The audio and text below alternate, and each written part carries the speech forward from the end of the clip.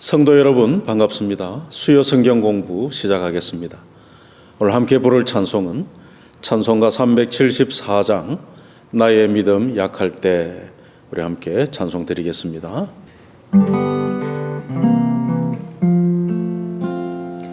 나의 믿음 약할 때에 주가 붙드네. 마귀 나를 꾀일 때에 주가 붙드네. 나를 붙드네. 나를 붙드네. 사랑하는 나의 주 나를 붙드네. 우리 구주 아니면 서지 못하네. 나의 사랑 식을 때에 주가 붙드네. 나를 붙드네. 나를 붙드네. 사랑하는 나의 주 나를 붙드네. 나를 귀히 보시고 항상 붙드네. 구원 얻은 사람을 항상 붙드네. 나를 붙드네. 나를 붙드네. 사랑하는 나의 주 나를 붙드네. 나의 영혼 약할 때에 주가 붙드네.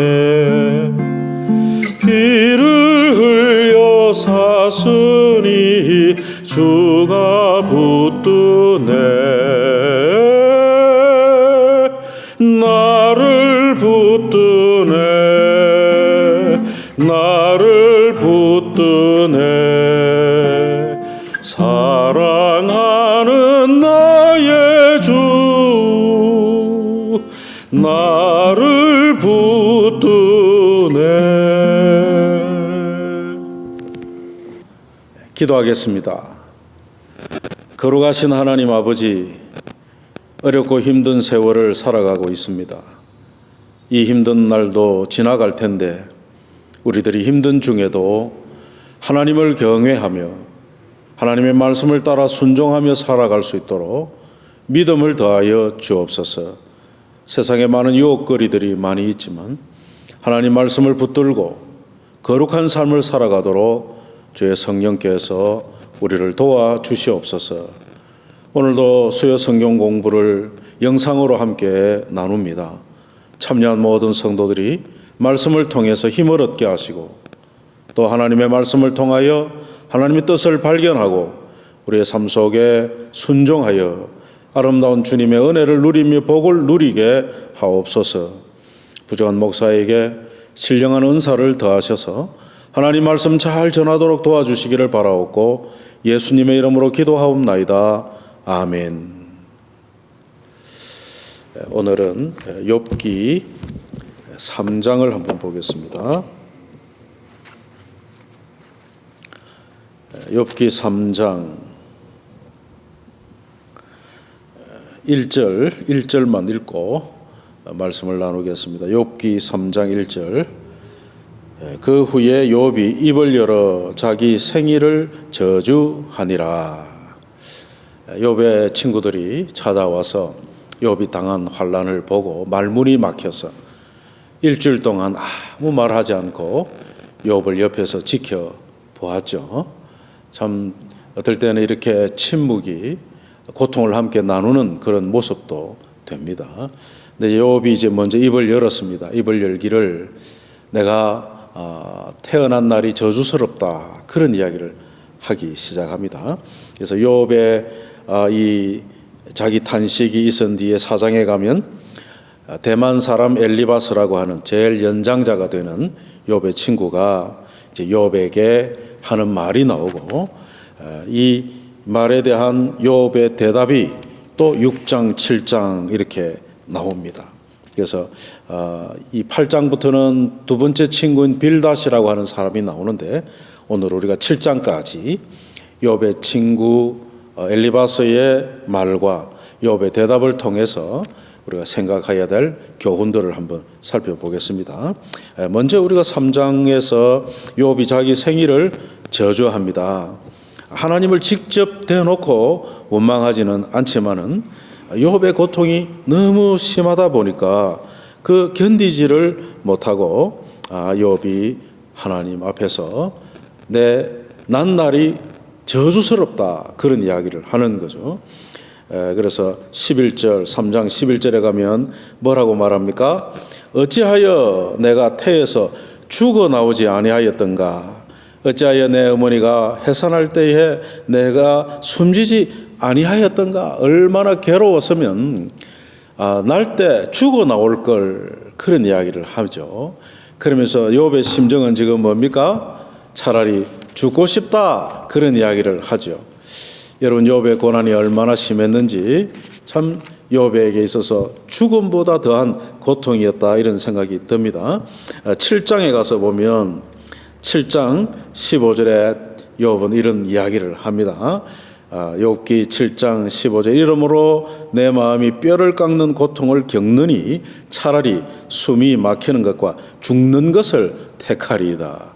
욥이 지금 죽는 게 낫다, 그런 이야기를 합니다.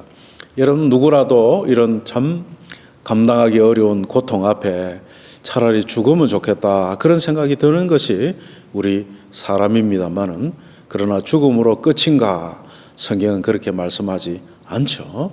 그러므로 우리가 아무리 고통스럽더라도 스스로 생명을 끊는 것은 하나님 앞에서 죄가 되는 것입니다. 그래서 하나님이 우리를 부르실 때까지 우리가 견디고 이겨내야 되는 그런 어려움이 있지만은, 그런 중에라도 하나님을 바라보아야 됩니다. 욥이 이 고난 끝에 어떻게 합니까? 하나님만을 바라보죠. 여러분, 아무리 친한 친구라도 이런 환난을 당할 때 어떤 말도 위로가 되지 않는다는 것, 우리는 또 체험을 하죠. 뿐만 아니라 이제 이 엘리바스와 욥의 세 친구는 욥을 위로하는 말을 하기보다는 이 엘리바스 4장의 엘리바스의 말을 살펴보면 욥을 정죄합니다. 지금 욥은 너무너무 고통스러워서 내가 죽는 게 낫지, 태어난 날이 정말 저주스럽다, 이런 이야기를 합니다. 직접 하나님 앞에 하나님을 대놓고 원망하지는 않지만은 그 마음의 속은 어떤 것입니까? 왜 하나님 나에게 이런 고난이 와서 내 사는 날이 이렇게 저주스럽습니까? 내게 생명 주신 하나님에 대한 이제 원망이 생겨나고 있는 것이죠. 차라리 태어나지 말 것을. 여러분, 우리가 태어나고 싶어 태어나는 사람이 누가 있겠습니까? 우리 인생에게는 하나님께서 주시는 생명이 이제 부여되는 것입니다. 근데 이제 고난 속에서 욥도 자기의 이 고통을 감당하지 못하고 있는 거죠. 욥의 더 깊은 내적 갈등이 뭡니까? 아니, 왜 이런 고난을 당하는지 알고나 당하자, 이게 이제 욥의 생각이거든요. 욥은 왜 내가 이런 고통 속에 있는지 알지를 못하니까 더 답답한 겁니다. 그래서 욥이 생일을 저주하니까 이제 엘리바스가 하는 말이 4장부터 나옵니다. 4장을 한번 볼까요? 욥기 4장을 한번 보겠습니다. 대만 사람 엘리바스가 대답하여 이르되 누가 네게 말하며 네가 실정을 내겠느냐? 누가 참고 말하지 아니하겠느냐? 보라, 전에 내가 여러 사람을 훈계하였고 손이 늘어진 자를 강하게 하였고 넘어진 자를 말로 붙들어 주었고 무릎이 약한 자를 강하게 하였거늘 이제 이 일이 네게 이르매 네가 힘들어하고 이 일이 네게 닥치매 네가 놀라는구나. 욥이 건강하고 또 재산도 많고 편안할 때에는 어려움을 당하는 자에게 많은 조언을 했겠죠. 이때 엘리바스가 그걸 기억했는지 욥 당신이 이 힘든 사람 그렇게 위로하더니 이제 당신이 이렇게 당하고 나니까 이렇게 하나님 앞에 생애를 저주하나, 이제 이런 나무람이 여기에 들어 있는 거죠. 그러면서 이 엘리바스의 주장이 뭐냐 하면, 환난이 그냥 오냐, 욥 당신이 뭔가 하나님 앞에 벌 받을 죄가 있으니까 이런 환난을 당한 것 아니냐 그러는 거죠. 그러면서 이 엘리바스의 말이 뭡니까? 욥 당신이 의인인 채 했는데 숨긴 죄가 있기 때문에 그러니 죄를 회개하라, 이제 그런 주장을 하고 있는 것이죠. 여러분, 우리가 하나님께서 죄에 대한 심판을 하시는 하나님이신 줄 알죠? 또 하나님 그리 하십니다. 그러나 욥의 경우에는 지금 이렇게 욥이 환난을 당할 어떤 죄가 없다는 사실을 우리는 앞에서 살펴보았죠. 욥은 하나님도 인정하는, 하나님을 경외하는 자인 것이죠. 그래서 욥이 벌받을 죄가 있기 때문에 지금 하나님이 벌하시는 게 아닌데, 욥도 그렇고 엘리바스와 다른 친구들도 그렇고 하나님께서 욥을 벌 줬다 하는 거죠. 근데 욥은 하나님 앞에서 나는 지금 이런 환난을 당할, 벌받을 만한 죄가 없노라고 지금 자기 주장을 하는 거죠. 근데 엘리바스는 분명히 그렇게 죄가 있다고 지금 욥을 정죄하는 겁니다. 정죄하는 거죠. 그래서 이 엘리바스의 말 중에 하나님에 대한 이야기들이 맞는 말이 있죠. 일부분 맞는 말이 있지만은 지금 욥의 상황에 적용해 볼 때는 엘리바스의 말이 하나도 옳지 않다, 그 말이에요. 그래서 여러분, 우리가 욥기 42장에 가면 하나님께서 이 친구들의 말에 대하여 하시는 말씀이 뭡니까? 욥기 42장에 2절에 가면 무지한 말로 이치를 가리는 자가 누구이니까 나는 깨닫지도 못할 일을 말하였고 스스로 알 수도 없고 헤아리기도 어려운 일을 말하였나이다. 이것은 지금 욥이 자신이 하나님 앞에서 했던 말에 대해서 내가 하나님 앞에서 말을 잘못했구나 하는 말이고, 7절에 가면 42장 7절에 가면 여호와께서 욥에게 이 말씀을 하신 후에 여호와께서 대만 사람 엘리바스에게 이르시되 내가 너와 네 두 친구에게 노하나니 이는 너희가 나를 가리켜 말한 것이 내 종 욥의 말같이 옳지 못함이니라. 그러니까 친구들이 환난 당하는 욥을 위로하러 갔다가 욥에게 더 마음을 아프게 하는 정죄의 자리에 서서 욥을 정죄하게 될 때 하나님께서 보실 때도 그들이 옳은 말을 하는 것 같으나 하나님이 보실 때는 선한 말이 아니라 그 말이에요. 여러분, 우리가 옳은 말이라도 어떨 때는 때와 또는 장소가 구별될 때가 있어야 하는 것이죠. 그래서 지금 친구들의 말이 죄지은 자에게 그 죄로 인하여 하나님의 심판을 받는다고 할 때에는 정당한 말이지만은 지금 욥은 어때요? 까닭없이 마귀의 정죄와 마귀의 시기로 지금 욥의 믿음을 지금 시험하고 있는 중이기 때문에 이 엘리바스의 욥을 향한 정죄의 말이 선하지 않다 말이에요. 정당하지 않다, 유익하지 않다, 지금 그 이야기를 하나님께서 하고 계시는 겁니다. 그래 욥이 엘리바스의 정죄의 이야기를 듣고 너무 답답하니까 하는 소리가 뭡니까? 그러면 내가 죄가 있다 치자. 그 죄가 뭐냐? 당신이 알면 말 좀 해다오. 이런 정도로 지금 욥은 자기의 무죄를 주장하고 있죠. 여러분, 욥기 6장을 한번 가보십시오. 욥기 6장에 가보면 24절에 욥이 엘리바스에게 자기의 죄를 밝히고 회개하고 하나님께 주시는 환난을 달게 받으라고 하는 말에 대해서 지금 욥이 뭐라고 합니까? 6장 24절에 내게 가르쳐서 나의 허물된 것을 깨닫게 하라. 그러면 내가 잠잠하겠다. 지금 그런 이야기를 하는 것을 봅니다. 말 좀 해다오.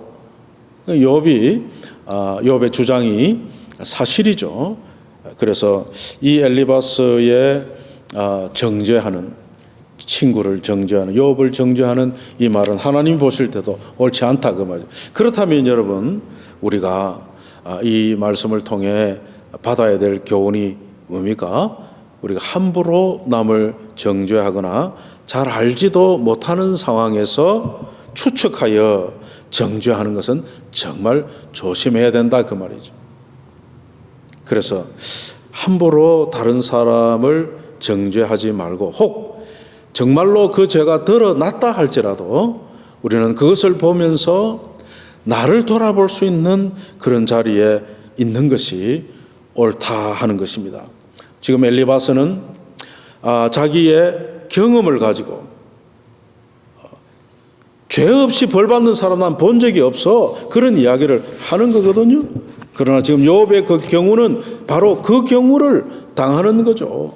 그래서 다시 우리 4장의 엘리바스의 말을 한 군데 읽어보면 4장 8절에 그렇게 말하죠. 내가 보건대 내가 봤다 그 말이죠. 악을 밭갈고 독을 뿌리는 자는 그대로 거둔다. 심은 대로 거둔다는 것은 진리죠.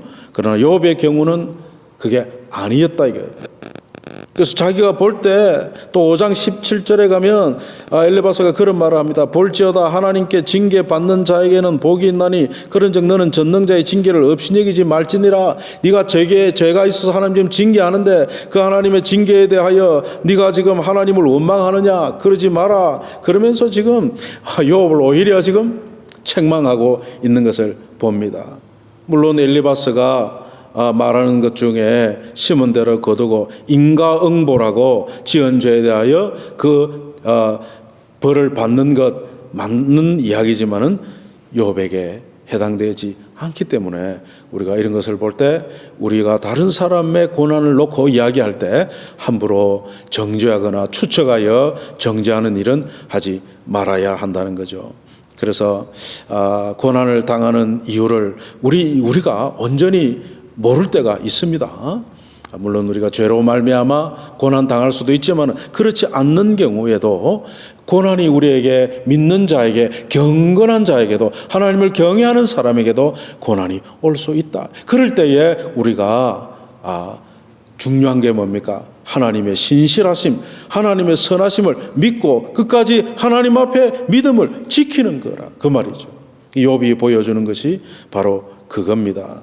그래서 욥의 경우에 엘리바스의 말이라 할지라도 욥을 돕는 데는, 욥을 위로하는 데는 전혀 유익이 없는 말이었다는 거죠. 그래서 여러분, 우리가 하나님의 섭리를 우리의 작은 마음과 머리로 다 이해할 수 없다는 사실을 인정하고, 우리가 어떤 사건과 어떤 환경을 만날 때마다 하나님 앞에 겸손한 마음을 가지고 하나님께 묻고 하나님께서 말씀해 주시기를 기다리고 그렇게 겸손한 마음으로 나아가야 된다는 거죠. 그래서 욥의 이 대답이 7장까지 나옵니다. 7장 11절에 보면 그런즉 내가 내 입을 금하지 아니하고 내 영혼의 아픔 때문에 말하며 내 마음의 괴로움 때문에 불평하리이다. 하나님 앞에, 하나님 너무 괴로워서 하는 소리입니다. 욥이 하나님을 부정하거나 부인하거나 욕하거나 그렇게 하지 않습니다. 욥은 하나님의 살아계심과 지금 이 형편을 하나님이 아신다고 믿고, 그러나 하나님 내가 너무 아프고 괴로워서 내 입을 벌려 불평의 말을 하는 거 하나님 아시죠? 하고 이제 하나님께 자신을 맡기는데, 이 말도 욥은 사실은 하나님을 잘 모르고 있는 거죠. 지금 하나님을 오해하고 있는 것이죠. 하나님은 욥을 환난을 주신 게 아니죠. 근데 지금 욥은 그렇게 보고 말하고 있는 것이죠. 그래서 여러분, 우리가 다른 사람과의 관계 속에서 특별히 어려움을 겪는 이웃에 대하여 우리가 어떤 태도를 가져야 하겠습니까? 제일 좋은 것은 뭡니까? 참 당신이 당하는 이 어려움을 나도 잘 이해가 안 된다.